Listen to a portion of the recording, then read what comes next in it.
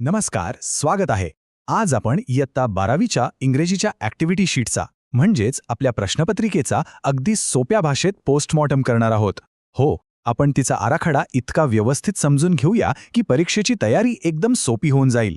मला माहितीये 12वीचा इंग्रजीचा पेपर म्हटलं की अनेकांच्या पोटात थोडासा गोळा येतोच, नाही का? एवढा मोठा सिलेबस, त्यात ते वेगवेगळे प्रश्न, थोडं टेन्शन येणं अगदी स्वाभाविक आहे. पण अजिबात काळजी करू नका, कारण हा पेपर खरं तर अवघड नसतो.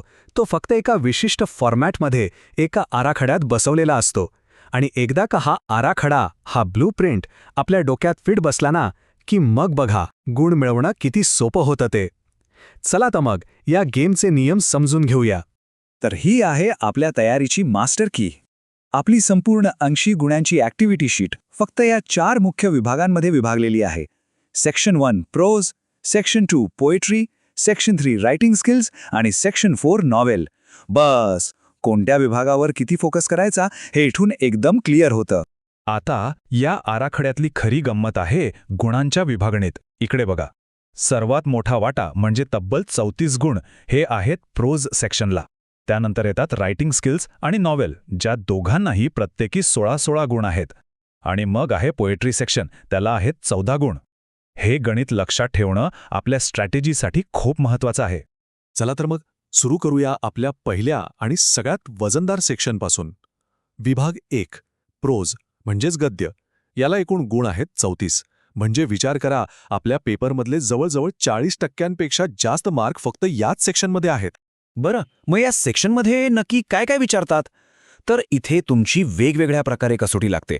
म्हणजे एखादा उतारा वाचून तो किती समजला, तुमचं ग्रामर कसं आहे, तुम्ही सारांश कसा लिहिता, आणि हो, माइंड मॅपिंगसुद्धा. थोडक्यात इथे फक्त पाठांतर कामाला येत नाही, तर तुमची समज किती पक्की आहे हे बघितलं जातं. या विभागात 2 प्रकारचे पॅसेजेस येतात आणि हा फरक समजून घेणं खूप गरजेचं आहे. पहिला आहे सीन पॅसेज, जो तुमच्या टेक्स्टबुकमधूनच येतो 12 मार्कांसाठी. आणि दुसरा आहे अनसीन पॅसेज, जो पुस्तकाच्या बाहेरचा असतो आणि त्यालाही 12च मार्क आहेत.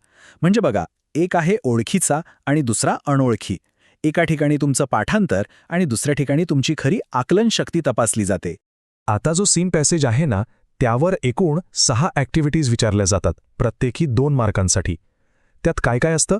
तर तुम्हाला उतारा साधारणपणे किती समजलाय, त्यातले बारकावे तुम्ही ओळखलेत का, तुम्ही स्वतःचा काही निष्कर्ष काढू शकता का, तुमचं वैयक्तिक मत काय आहे, तुमचं ग्रामर कसं आहे आणि तुमची वोकॅब्युलरी कशी आहे, या सगळ्या गोष्टी तपासल्या जातात.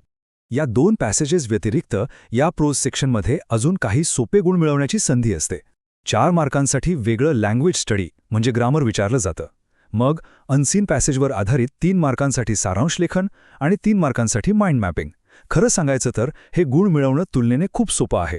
चला आता वळूया आपल्या दुसऱ्या विभागाकडे, पद्य विभाग म्हणजे आपला पोएट्री सेक्शन. याला एकूण गुण आहेत 14. हा सेक्शन आकाराने छोटा असला तरी मार्कांच्या दृष्टीने खूप महत्त्वाचा आहे. इथलं गणित अगदी सोपं आहे. फक्त 2 मुख्य प्रश्न. पहिला प्रश्न क्रमांक 3A, ज्यात एका कवितेवर आधारित आकलन क्षमतेचे प्रश्न विचारले जातात 10 मार्कांसाठी. आणि दुसरा प्रश्न क्रमांक 3B, ज्यात तुम्हाला दुसऱ्या एका कवितेचं ॲप्रिसिएशन म्हणजे रसग्रहण लिहायचं असतं 4 मार्कांसाठी. सिंपल. आणि आता येतो तो सेक्शन जिथे खरी मजा आहे, जिथे भरपूर संधी आहे. आपला विभाग 3 रायटिंग स्किल्स म्हणजेच लेखन कौशल्य. याला आहेत 16 गुण. इथेच तर तुमची क्रिएटिव्हिटी आणि भाषेवरची कमांड दाखवण्याची खरी संधी मिळते. या सेक्शनमध्ये एकूण 4 प्रश्न आहेत, A, B, C आणि D, प्रत्येकी 4 मार्कांसाठी. पण खरी गंमत इथेच आहे.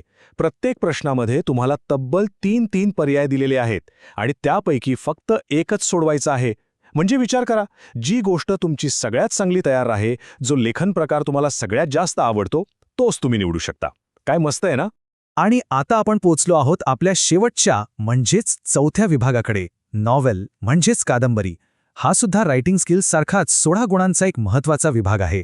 या विभागाची रचना तर अगदी सरळ सोपी आहे. प्रश्न 5A मध्ये इंग्रजी कादंबरीच्या इतिहासावर 4 मार्कांसाठी ऑब्जेक्टिव्ह टाईप प्रश्न विचारले जातात. आणि त्यानंतर प्रश्न 5B, C आणि D मध्ये तुमच्या टेक्स्टबुकमधल्या 3 वेगवेगळ्या नॉवेल्सवर प्रत्येकी 4-4 मार्कांचे मोठे प्रश्न असतात.